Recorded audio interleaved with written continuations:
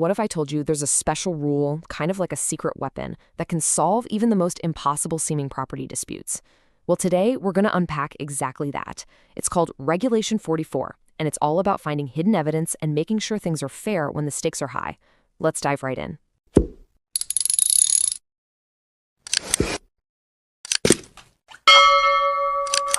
So picture this. You've got this mysterious water stain growing on your ceiling.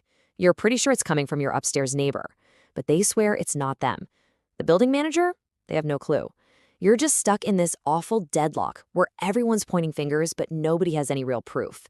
So what do you do when the real problem is literally hidden inside the walls?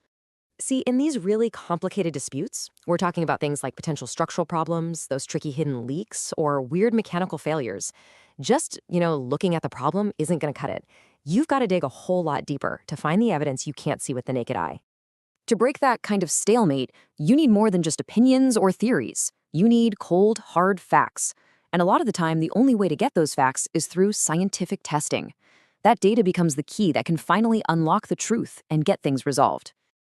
This is exactly where the Strata Management Tribunal comes into play.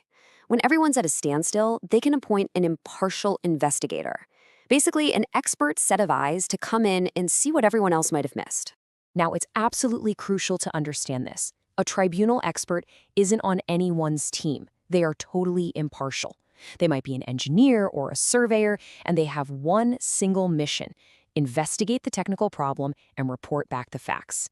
Honestly, the best way to think of them is as a property detective, brought in to find the clues that are going to crack the case. Okay, so we've got our detective on the case. But how do they conduct their investigation, especially when it needs more than just a quick look around? Well, this is where a very specific, very powerful rule comes into play. Regulation 44.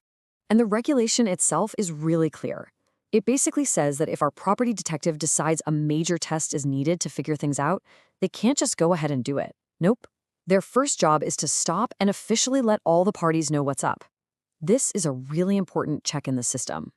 The rule uses this funny legal phrase, other than one of a trifling character. So what on earth does that mean? Well, a trifling test is something small and simple. Think of using a little moisture meter on a wall. But a test that is not trifling, that's a big deal. We're talking about something potentially intrusive, like drilling into concrete, or expensive, like pressure testing all the pipes. These are the big tests that Regulation 44 is all about. So our expert has looked at everything and said, okay, we need to do one of these big tests. What happens then? Well, Regulation 44 doesn't just point out the need for a test, it gives a really clear step-by-step process for how to handle it. The whole process is really designed to be fair and collaborative. It kicks off with the expert's proposal. Then, communication is key, making sure everyone, from the owner to the neighbor to the building management, is in the loop. The third step is super important. They try to make an arrangement. This is where everyone gets a chance to agree on the terms. And only if that fails, if everyone can agree, does it move to the final step. The tribunal steps in and settles it, just to make sure the investigation doesn't get stuck. So what's actually in this arrangement? It's all about the nitty-gritty practical details. The biggest one usually is money. Who is going to pay for this potentially pricey test? But it also covers other important stuff like who gets to be there to watch the test happen, and logistics like scheduling and getting access to the property. So this process creates two very different paths. Path one is the happy path, right? It's all about collaboration, everybody agrees on the costs, the details, and the test just moves forward. But if they hit a wall, if they just can't agree on who pays or when to do the test, path two kicks in. The whole issue gets settled by the tribunal, which makes a final, binding decision on everything to keep the process moving. Okay, let's bring this all back home. What does this actually mean for you if you're the one dealing with this mess? This isn't just some dry legal rule.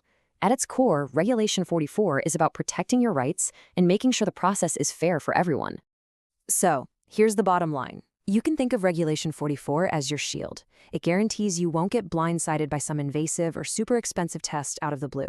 It gives you a seat at the table to talk about how it's going to be done and who's going to pay for it.